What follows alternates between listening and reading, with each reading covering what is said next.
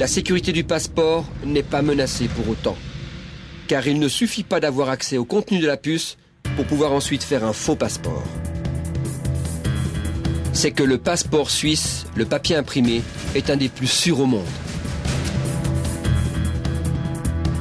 Microtextes non reproductibles, multiples kinégrammes, motifs en filigrane, fils de sécurité et impression irisante, micro-perforation au laser, motifs visibles uniquement sous certains angles ou sous lampe UV.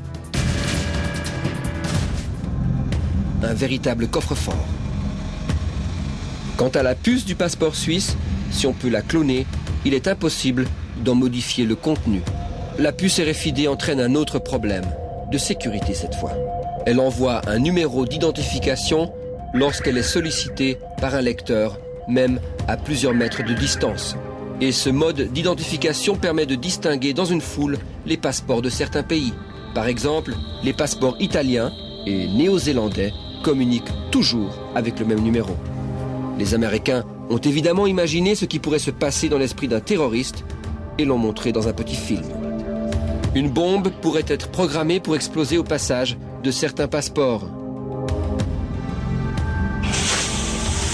Les Américains se croyaient à l'abri, mais c'est une erreur. La protection en aluminium placée en bas de leurs documents, en fait, les trahit. Les passeports américains sont les seuls à utiliser cette couverture métallique.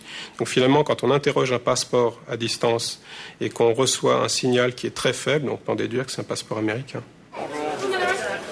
Les détenteurs de passeports suisses ne sont pas menacés. Leur document envoie un signal qui ne permet pas de les distinguer de la plupart des autres pays européens. Par contre, la puce peut trahir la simple présence d'un passeport, même dans un sac, placé dans une voiture fermée. On le voit bien, la puce à fréquence radio peut laisser transpirer des informations à notre insu. Alors, pourquoi ajouter ce composant électronique au document d'identité ? «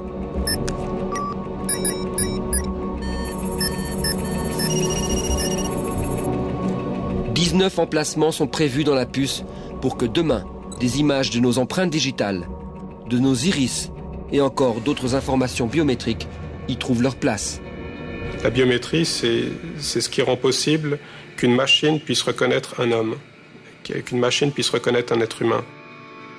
La machine, en fait, va certifier que la personne en chair et en os est bien celle qui se trouve aussi dans le passeport.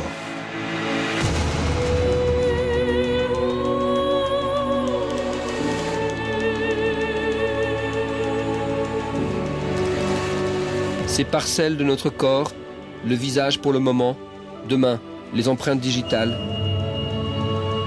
puis l'iris et peut-être un jour la voix, le contour de la main, notre odeur. Autant de tentatives pour nous rendre uniques, enfin, en principe. Regardez le miroir, s'il vous plaît. Déplacez-vous un peu sur la droite, s'il vous plaît. Déplacez-vous un peu sur la gauche, s'il vous plaît.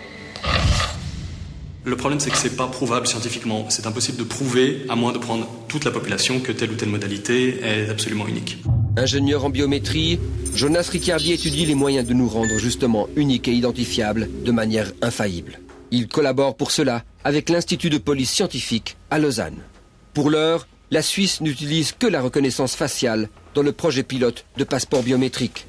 Déjà là commencent les difficultés. Le visage, par exemple, change, mais ce n'est pas tout.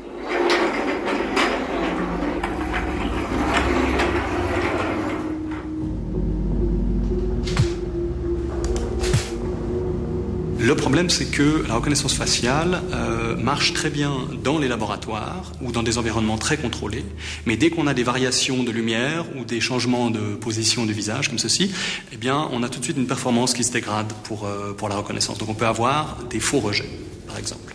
Des faux rejets ? Les faux rejets, c'est-à-dire qu'une personne vous présente à la frontière avec votre passeport, et puis on va dire le passeport biométrique, la vérification biométrique va dire non, c'est pas vous. Retour à Berne, au laboratoire des futurs postes frontières suisses. Ici, vous verrez toutes les données qui figurent sur la puce. Ce qu'on peut faire maintenant, et ce qu'on fera à la douane, c'est une vérification de votre photo. Pour ça, je vous prie de vous poser sur la chaise. Ici, vous verrez l'image qui s'est trouvée sur la puce. Et puis, ce qu'on fait Ce qu'on peut faire maintenant, c'est une vérification à la machine. Et puis le résultat, vous verrez maintenant, c'est avec un taux de 99,59, c'est M. Engel. C'est pas au douanier de décider, c'est le système qui décide feu vert ou feu rouge. Rouge, c'est-à-dire, c'est pas la même personne, vert, c'est-à-dire, c'est la même personne. L'idée, c'est de faire plus vite les contrôles. Si ça marche, ça, il faut voir. Mais la reconnaissance faciale est faillible. On a dès lors réquisitionné les empreintes digitales. Dès 2010, les 2 index apparaîtront dans les nouveaux passeports suisses. Ces empreintes seront invisibles à l'œil nu, enfouies dans la fameuse puce RFID. Et leur accès sera protégé par des codes jugés inviolables cette fois.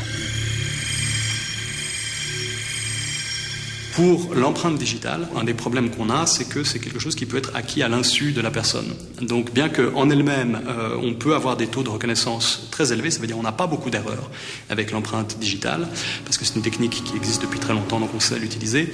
Il y a de nouveau ce problème de l'acquisition à l'insu de la personne. À l'Institut de la police scientifique à Lausanne, les empreintes digitales, on connaît les vraies.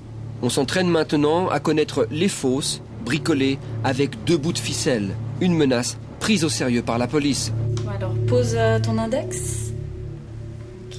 Doctorante en police scientifique, cette jeune femme joue les truands sans en avoir les mauvaises intentions. Ouais, bouge sur la gauche, la droite. Alors, c'est les tests que nous avons menés. Donc, on va voler une trace, enfin, l'acquérir, la révéler, la photographier, et par des procédés spéciaux, on va obtenir une matrice tridimensionnelle qui nous servira à obtenir un faux. Maintenant, le faux. Ouais, bouge sur la gauche, sur la droite. Attends. Sur le côté. Et ce faux peut berner un lecteur ? Alors, les capteurs qui sont standards, c'est-à-dire sans méthode de détection de faux, effectivement, ne sont pas en mesure de différencier ces échantillons. Et en ce qui concerne les capteurs munis de détection, il est possible de passer outre le système, mais c'est beaucoup plus difficile quand on prend ce cas de figure, donc une fabrication de fausses empreintes digitales sans la collaboration de la personne. Les empreintes digitales, elles sont faciles à voler, mais à la frontière, elles ne font pas encore une identité. Pour passer, il faudra bien avoir le même visage que sur la photo. C'est en tout cas ce que dit la FEDPOL.